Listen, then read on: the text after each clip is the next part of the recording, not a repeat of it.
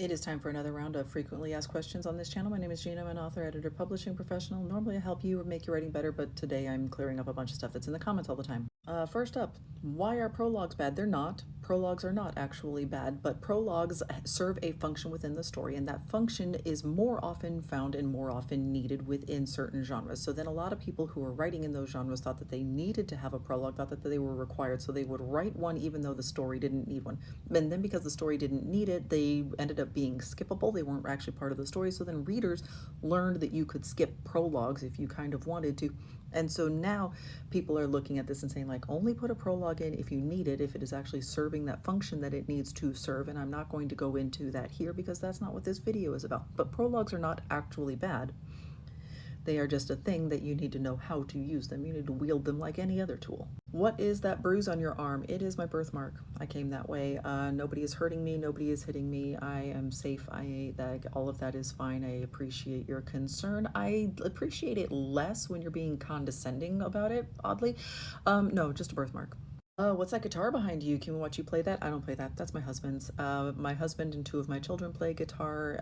I am not a guitar player. I was a band and orchestra teacher, but guitar is not part of the band and orchestra generally, and so that was not one that I picked up. Is it okay to query more than one agent at once? Yes, yes, you should be querying broadly while you are querying. Do not just query one agent and wait for them to respond before you go on to the next one. I know that there is a very big literary agency out there that still has up on their website that they prefer exclusive queries. Well, they can prefer all they want. I would prefer $1 million, and I don't give a shit. Query broadly. Go for it. Why do you sound so much like John Green? It is because we are both elderly internet people. We both grew up, like, in a sense, on the internet, and so we learned that you had to talk this way, and we learned that you had to speak with a certain cadence in order to hold people's attentions, and it works. Sorry, it's annoying, but it is the way that it is. Trust me, I don't go around in my everyday life talking like this, so, like, it's just an internet thing. Should I write the entire series before I start querying? You can do whatever you want, but that is a colossal waste of time. So if you are able to sell this as so first of all, selling a series as a debut author is extremely difficult because series are financially risky. And so publishers are very unlikely to let you publish a series and pay you for it right from the beginning. So because it is unlikely that you're going to be able to sell it as a series as a debut author, it is much more advantageous to you to have something else in your back pocket. So when an agent says, what else are you working on? You're able to say, well, I also have this other thing. Now you might be able to sell that as a series. You might sell it as a 3-book deal, but it is not specifically a series. That gives you a lot of chances to pivot within your career. But if you have written the entire series and then you aren't able to sell book 1, you spent all of that time writing those books. Now, what if you write the entire series and then you find out there's not even a market for this and you can't even really query this successfully?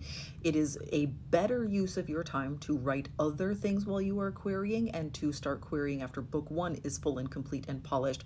Not before it's full and complete and polished, but that, yeah, I would not recommend writing an entire series. It's almost impossible to sell the entire thing, and honestly, by the time you finish writing book 6 or 7 or whatever it is, you are a much better writer than you were when you wrote book 1, and so now you have to start all over again. You have to edit that book 1 to make it match how good of a writer you are now in order to hook an agent. You're wasting all kinds of time. Don't do it that way.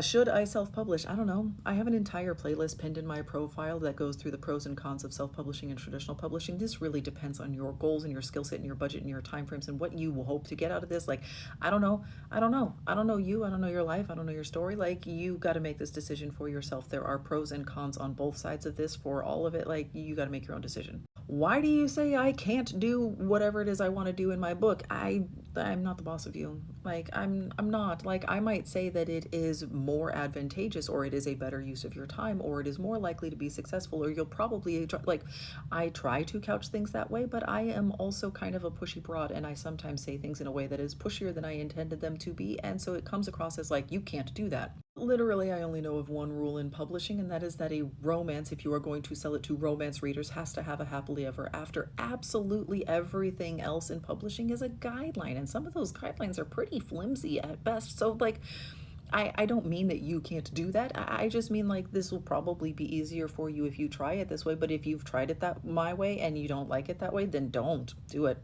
And even if you hear my way and you're like, well, that sounds stupid, I don't want to do it, don't do it. I am not the boss of literally anybody. I am even the mother of 4 children, and I know I'm not even the boss of them, okay? Like, they are autonomous human beings who are able to make choices, and I don't know what's right for everybody. Like, make your own choices. This one has been coming up a lot, and people have been emailing me things like this where they're like, well, my agent said I should do X, but you said in a video once that I should do Y instead. Which is it? Listen to your agent. Listen to if you already have a professional who is working with you in an ongoing basis, and they know you and your career goals, and they know your story, and they know the nuances of what you are doing. I am giving very, very general advice, and almost all geared at debut authors. Like, if you already have somebody who has read your manuscript and is giving you feedback, you should listen to them. You should listen to them. Like, yes, I want you to be successful. I want you to be happy. I want you to enjoy this process, but I have not read your book. I don't know you personally. I'm not working to build a career with you. If you already have somebody in your corner, you should listen to them.